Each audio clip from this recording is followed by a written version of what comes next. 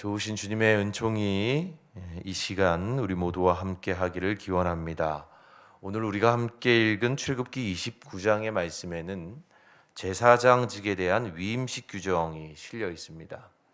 어린 수소 한 마리, 흠없는 수양 둘, 무교병, 무교전병, 곧 누룩 없는 빵과 누룩 없는 과자를 제물로 준비하고, 아론과 그의 아들들은 몸을 깨끗이 씻고 제사장 의복을 갖춰 입은 후에 특별히 제조된 관유를 머리에 부어 바르라는 내용이 오늘 본문에 실려 있는 제사장 위임식 규정입니다. 우리가 이 규정을 읽어나가면서 하나 생각해야 할 것은 무엇보다 이런 모든 절차와 규정들이 한결같이 지향하고 있는 것이 무엇인가 하는 문제입니다. 말하자면 오늘 말씀의 지향점이 무엇인지를 읽는 우리는 생각해 봐야 한다는 것이죠. 여러분, 오늘 본문 말씀을 보면 그 지향점이 분명하게 명시되어 있는데요. 본문 1절 말씀과 그리고 9절 말씀을 한번 보십시오.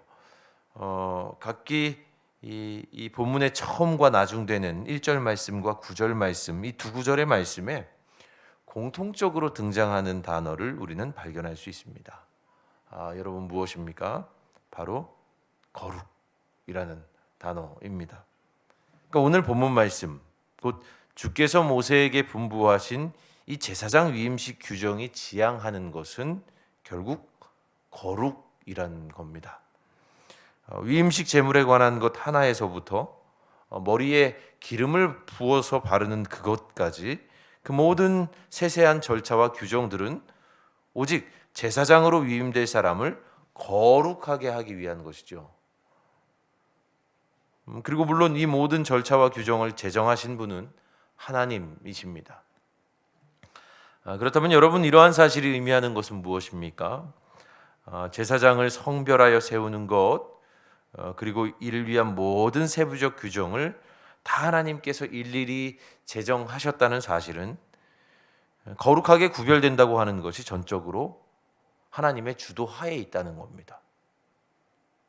그러니까 말하자면 아론과 그의 아들들에게 제사장 직분을 준 것도 전적으로 하나님의 주도권 하에 있는 것이고, 또 그들을 세우는 임직시까지도 다 하나님의 직접적인 개입과 소관 하에 있다는 것입니다. 그렇게 본다고 한다면 본질적으로 아론과 그의 아들들이 내세울 수 있는 것은 실상 아무것도 없습니다. 그들이 스스로 거룩해서 하나님이 제사장이라는 직분을 그들에게 부여하신 것이 아닙니다. 그들이 종교적으로 특출해서도 아니죠. 그들도 남들과 다를 바 없는 아주 범상하고 미약한 인간 존재에 불과합니다. 여러분, 훗날 하나님 앞에서 범죄함으로 화를 면치 못한 아론의 아들들 나답과 아비후만 봐도 여러분, 그들이 얼마나 미약하고 부족한 존재인지를 우리는 알 수 있지 않습니까? 하지만 하나님께서 그들을 제사장으로 세우시겠다고 작정하셨기 때문에, 하나님의 작정하심이 있었기 때문에 그 주님의 결정으로 인해서 그 미약한 존재들도 제사장으로 거룩하게 구별되어진 겁니다. 구별되어진 거죠. 그러니까 여러분, 흔히 제사장이라고 하면 오늘날로 목회자라고 이렇게 생각하는 경우가 많죠. 물론 일면으로는 맞는 것 같기도 하지만 일면으로는 또 맞지 않는 이야기이기도 합니다. 왜냐하면 여러분 잘 아시는 베드로전서 2장의 선언처럼 보배로운 산돌이신 예수 그리스도로 인해서 구원받은 하나님의 백성들은 모두가 다 왕같은 제사장들이요 또 거룩한 나라이기 때문입니다. 이게 성경의 선언 아닙니까?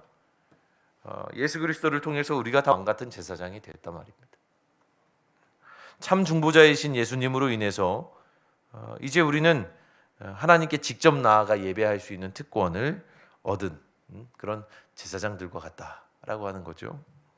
그렇다면 여러분, 하나님을 신앙하는 우리 모두가 이와 같이 제사장과 같다고 할진대 이러한 지위는 내가 제사장이구나 라고 하는 이러한 지위는 누구의 덕으로 우리가 얻게 된 것입니까?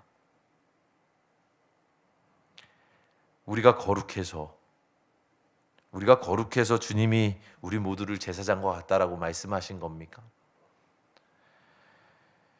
우리의 신앙생활이 참되고 경건해서 제사장의 반열에 주님이 우리를 올려주신 것입니까? 아니지요, 여러분. 아닙니다.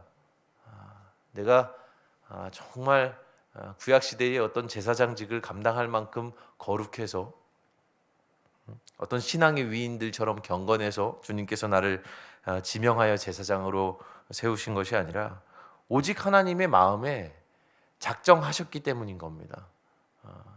나의 어떤 공로나 주님 앞에서 선뜻 내보일 만한 어떤 의가 있어서 주님께서 너 참 거룩하구나 그러니 제사장으로 세우겠다라고 하신 것이 아니라 주님께서 그저 우리를 당신의 자녀로 삼으시고 제사장 직분을 주시기로 작정하셨기 때문에 우리를 그렇게 구별하신 겁니다.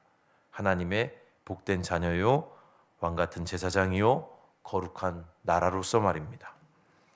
그러니 여러분 이 사실을 좀 기억하셨으면 좋겠어요.